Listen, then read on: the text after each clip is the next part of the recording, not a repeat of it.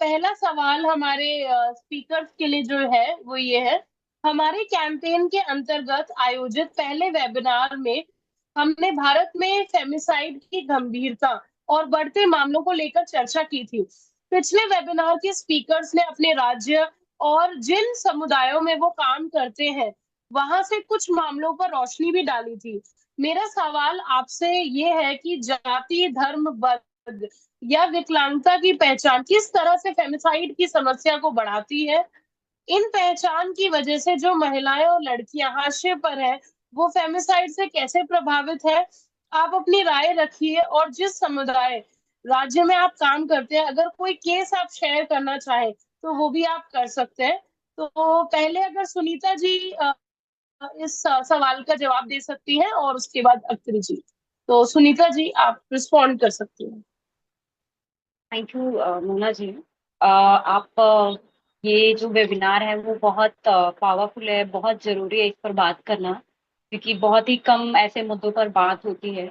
तो बहुत बहुत धन्यवाद कि आपने हमें एज ए स्पीकर के तौर पर इनवाइट किया, और जो हमें सुन रहे हैं उनका भी बहुत बहुत धन्यवाद करते हैं कि वो हमें सुनने के लिए यहाँ पर आए।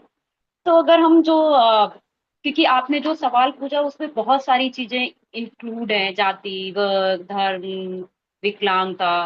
और अगर इन सब चीज में जो देखे वो सिर्फ एक है लिंग। अगर हम लिंग में ही अगर सारी चीजों को देखते हैं उसके इनकी, तो वो सब इंक्लूड हो जाती है। हमें उसमें जरूरी नहीं है कि हम उनको अलग अलग वर्ग में देखें या अलग अलग चीजों से उनको नजरिए से देखें। अगर वो एक महिला है, उसकी अगर पहचान महिला है, तो आप समझ लीजिए कि उसके लिए सबसे बड़ी जो चुनौती है वो ये है कि वो महिला लिंग में है। क्योंकि महिला होना ही सबसे बड़ा खतरनाक उसके लिए श्राप साबित हो रहा है।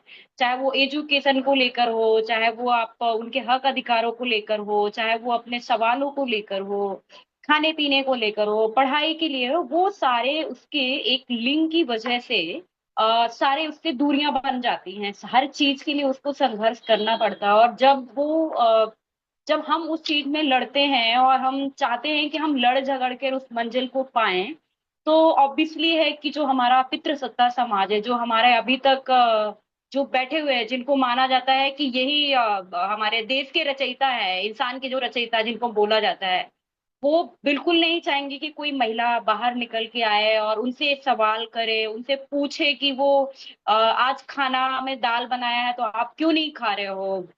वो उनसे पूछे कि मुझे आज साड़ी नहीं पहनना है, मुझे जीन्स पहनना है, तो वो क्यों नहीं उसको पहनने दे रहे हैं। और जब वो ये सवाल करती है तो ऑब्वियसली है कि वो जो उनकी पितृसत्ता वाली जो चीज है ना, वो उन्हें लग रहा है कि उनकी छीन रही है। उनसे कोई सवाल नहीं पूछ सकता है। तो उस जो जिन्होंने वो बैठे हैं बना करके कि ये मेरा अधिकार है, ये मेरा हक है, वो उसको बखूबी से निभाने की कोशिश की वजह से कि उसकी इज्जत ना चली जाए, लोग उसको क्या बोलेंगे, तो इसकी वजह से वो महिला को उस उन सारी चीजों का सामना करना पड़ता है। चाहे वो उसका एजुकेशन रोकने की चीजें हों, चाहे उसके पहनावे को लेकर हो, खाने को लेकर हो, मनपसंद की शादी के लिए हो, या बहुत सारी हमारे चीजों में है।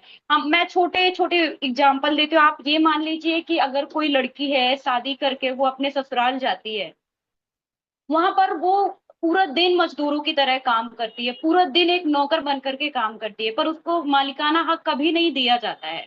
और जब भी वो लेने की कोशिश करती है, उसको या तो मार दिया जाता है या उसको किसी और वे में उसको गालियां दे करके, धक्का देकर, परिवार की परवरिश के ऊपर उंगली उठा करके उसको नीचा दिखाने की कोशिश की जाती है।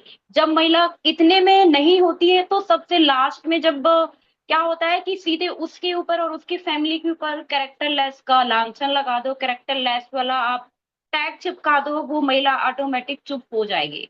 वो फिर अपने हक के लिए नहीं लड़ेगी, अपने अधिकार के लिए नहीं लड़ेगी, वो कभी आपसे एजुकेशन के लिए नहीं बात करेगी। और ये ये हम कहे कि ये आज की समस्या है तो आज की नहीं है, ये बहुत पहले से चली आई है। और जब एक लड़की की परवरिश जब पैदा होती है, तभी से लोग उसको एक अलग नजरिए से देखना स्टार्ट कर देते हैं कि वो एक लड़की है, बोझ है, इज्जत है। इसको अगर बाहर निकाला तो लोग इसको देख लेंगे, इसका चेहरा देखेंगे, लोग इसको किस नजरिए से। और ये माँ बाप का सोचना गलत भी नहीं है, क्योंकि हमारे देश में ये सब हो रहा है। और जब कोई किसी को किसी लड़की के साथ में छेड़खानी होती है तो उसमें सबसे पहले उस लड़की के ऊपर ही उंगली उठाई जाती है। वो भले उसकी माँ हो, भले उसकी बहन हो, भाभी हो, पड़ोसी हो, चाची हो, सबसे पहले जिसने उसके साथ किया है उसके ऊपर नई आवाज उठाई जाती है, उस लड़की को ही गलत दोषी माना जाता है, क्योंकि वो एक महिला है। महिला को अपनी सुरक्षा खुद करनी चाहिए। महिला को कोई छेड़ रहा है वो वापस आकर के घर में बताए। तो एग्जाम्पल के लिए आप ये मान लो कि मैं बहुत पहले की बात है, करीब 10 साल पहले की बात है। अब हम अगर मार्केट जाते हैं तो हमारे साथ हमारा छोटा भाई इस बाजार जाता है। अब आप ये बता दीजिए, मैं आप सबसे पूछती हूँ कि अगर कोई मेरे साथ हिंसा कर रहा है तो ये बताइए कि वो भाई मेरी इज्जत कैसे बचाएगा? मुझे उसको बचाना पड़ेगा या मैं वो मुझे बचाएगा?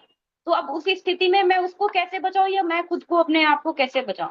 तो ये हमारी जो पुरानी सोच है, जो पितृसत्ता वाली सोच है, वो बहुत बुरी तरह से हावी है। उसको लड़ने झगड़ने उसको पाने के लिए बहुत सारी चीजों का सामना करता है, और उसी की वजह से ये सारी चीजें जो हो रही हैं वो एक बहुत बहुत बुरी चीज है। बहुत इसको कोई समझ नहीं रहा है। अगर आप गुड़गांव वाली बात ही ले लें कि गुड़गांव में जो पिता ने, जो आदमी ने अपनी बेटी की हत्या कर दी,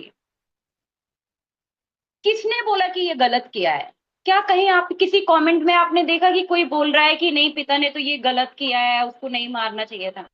सब लोग यही कह रहे हैं कि उस आदमी ने बहुत अच्छा किया है, क्योंकि वो लड़की बदचलन थी। उसने अपनी इज्जत बचाने के लिए अपनी बेटी को गोली मार दी। वो बहुत पावरफुल है। ऐसे आदमी होना चाहिए।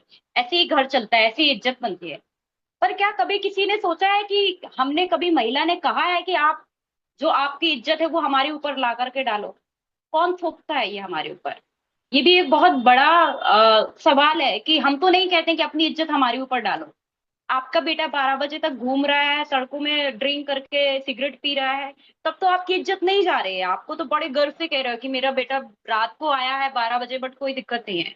लड़की अगर आपकी 8 बजे वापस स्कूल से, कोचिंग से या फ्रेंड के यहाँ से आ रही है तो कहाँ इज्जत चलेगी? अगर उसने दो बोल किसी से बात कर लिए तो आपकी इज्जत कैसे चली गई? बात करना क्या गुनाह है किसी लड़की का? तो ये छोटी छोटी चीजें, क्योंकि जब मैं रिपोर्टर थी मैंने बहुत क्राइम, मेरा एक शो भी चलता था, मैंने क्राइम रिपोर्टिंग बहुत की है, और मेरा शो था जासूस या जर्नलिस्ट। आप खबर लहरिया के पेज पर जाकर के देख सकते हैं। तो क्राइम को मैंने बहुत बारीकी से देखा है कि जब भी कोई केस होता है हमेशा लड़की और महिला को ही दोषी बनाया जाता है। और सिर्फ दोष इतना नहीं होता है कि उसके साथ क्या हुआ है, दोष यहाँ तक हुआ है कि गलती ही उसी की है। एक और बांदा का एक केस था जहां पर उसका पति बाहर रहता था और महिला और अपने बच्चों के साथ में घर में रहती थी। और उस बीच उसका पति वापस आ जाता है और उन दोनों के बीच में झगड़ा होता है, और पति गुस्से में अपनी महिला का सर काट करके और उसका सर पकड़ के पूरे गांव में घुमाता है और वापस जाकर के थाने में अपने आप को सरेंडर कर देता है। इसमें बहुत अफवाह फैली, इतनी सारी चीजें, उस महिला मरने के बावजूद भी उस महिला के ऊपर लांछन लगाया, करेक्टर लेस होने की बात कही गई। तो इससे कहीं ना कहीं पुरुषों को बढ़ावा मिलता है। जहां पर आप ऐसे कह रहे हैं कि उस पुरुष ने बहुत अच्छा किया, उस महिला का कहीं और संबंध था इसलिए उसने मार दिया, तो इससे तो ये ऐसी हिंसा होनी लाजिम है। और पुलिस भी कुछ नहीं कर रही, सरेंडर उसने कर दिया, पुलिस ने क्या किया? कानून हमारा कितना है? तो ये बहुत सारी चीजें, जो छोटी छोटी चीजें हमें एक बड़ा रूप लेने पर मजबूर कर देती है, बड़ा केस करने पर मजबूर कर देती है।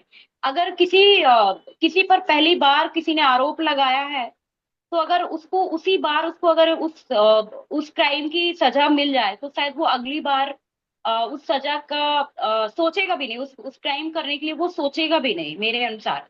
तो मुझे तो यही लगता है कि ये जो आज जो सेमी फाइट की हम जो बात कर रहे हैं, ये सिर्फ आपके और हमारे या एक दो वेबिनार करने से काफी नहीं है। हमें इसके लिए हर जो जितने लोग भी जुड़े हैं सबको सामने आना पड़ेगा। हमें डट कर इसका मुकाबला करना पड़ेगा।